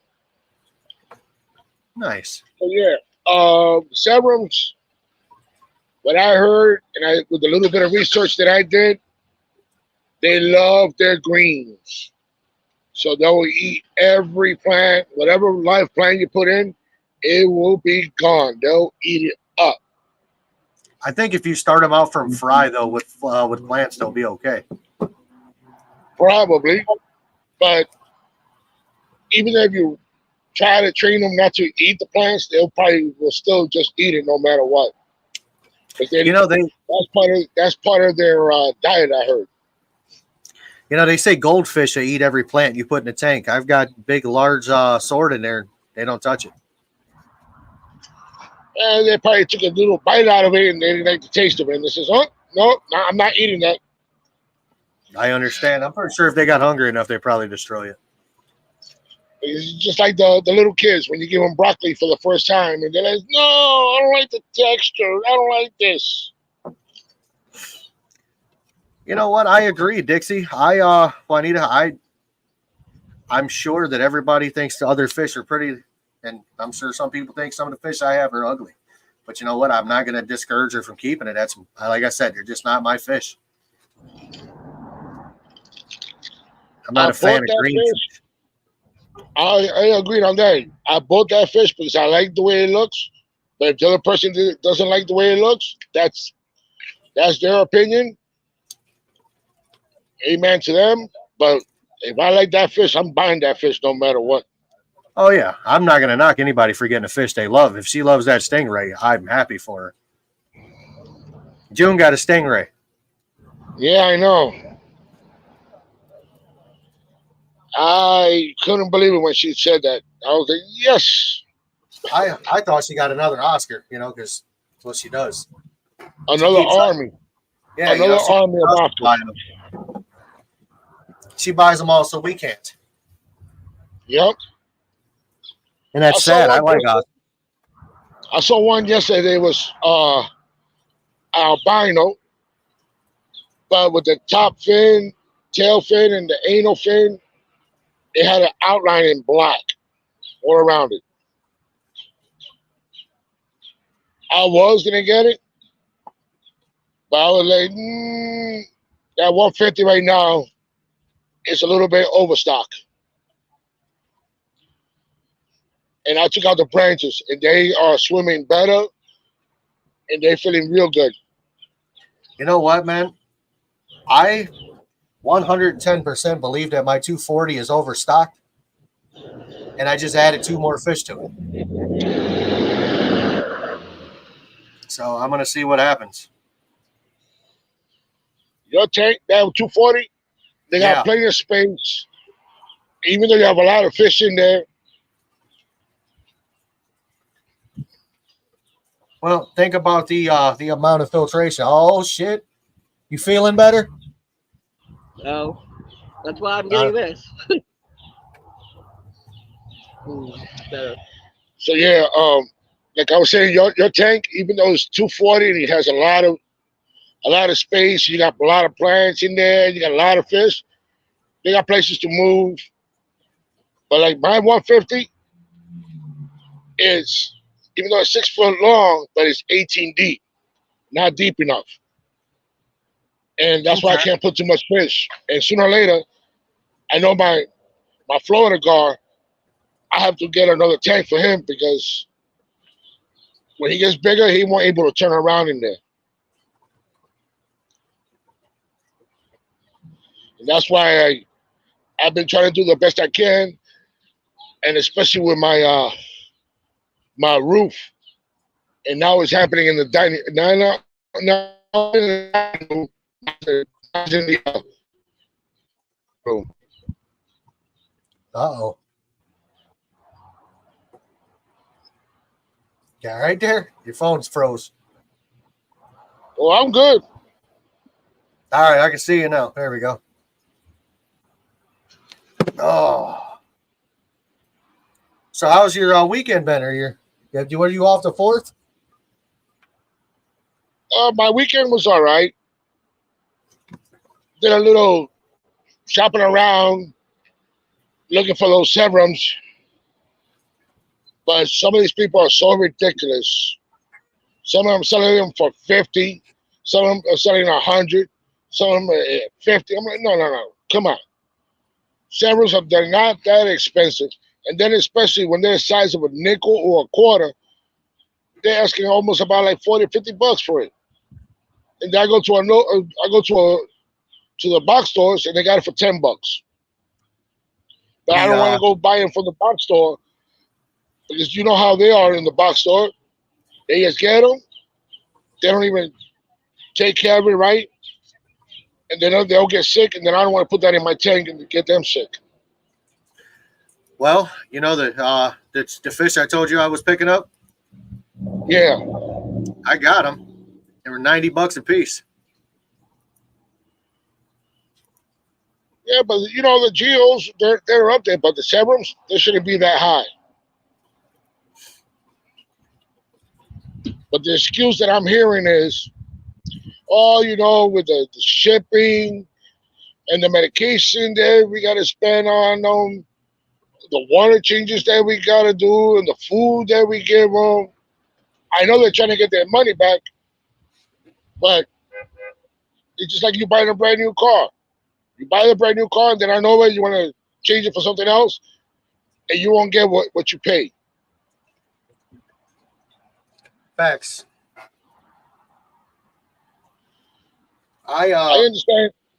I understand you got a business to run, but you can't overprice the fish, and then you're wondering why the people are not coming in. my local fish store has he's got turquoise severums, and I think right now I think they're like 15 or 16.99 a piece. They're like 3 inches long. They're not terrible. Yeah. 2 to 3 inches. I've got shit. I've got probably 120 of them right now, maybe 150 of them. Yeah, I agree. I agree with you, Ross Baltimore. Unc, you got to stop. You got to put them cancer sticks down, man. I've been trying. You ain't been trying hard enough. There's so much stuff. I know it's just in the head, but it just counts me down. You don't want to see that. I smoked for 18 years, man. I get it.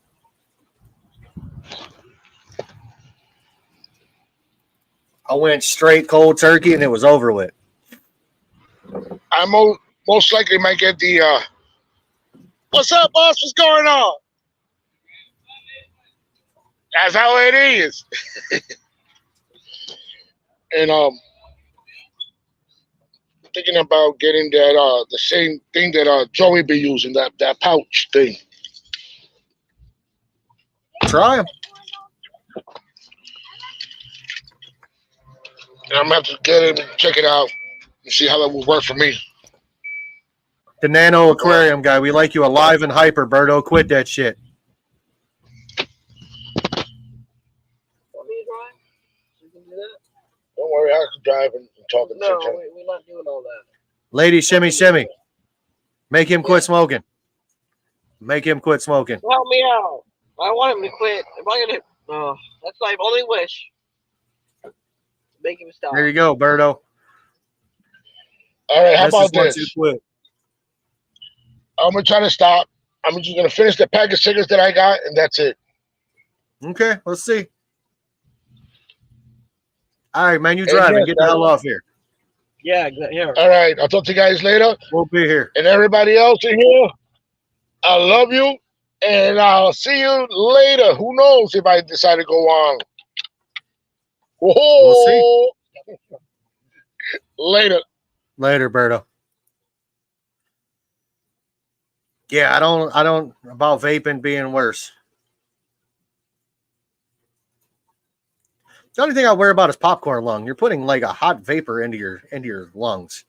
No different than hot smoke, but it's a hot vapor. So I don't know. If you ask me, you just need to quit in general. I went from 2.5 packs a day to 0. So best decision I ever made. But guys, this is going to be the end of this live stream. I've got a couple of more tanks to clean tonight. And I'm going to enjoy myself while I do it. So thank you for being here. As always, I will be here next Sunday. Next Sunday, we have somebody special coming. It's going to be a good time. It's a newbie. And then we're going to make sure that they feel welcome. to make sure they feel loved.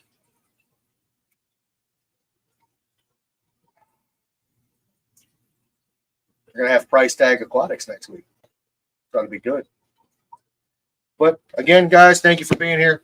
I appreciate all the love and support. So until the next time, we'll see you next Sunday. Thanks for being here. It's your hobby. Do it your way.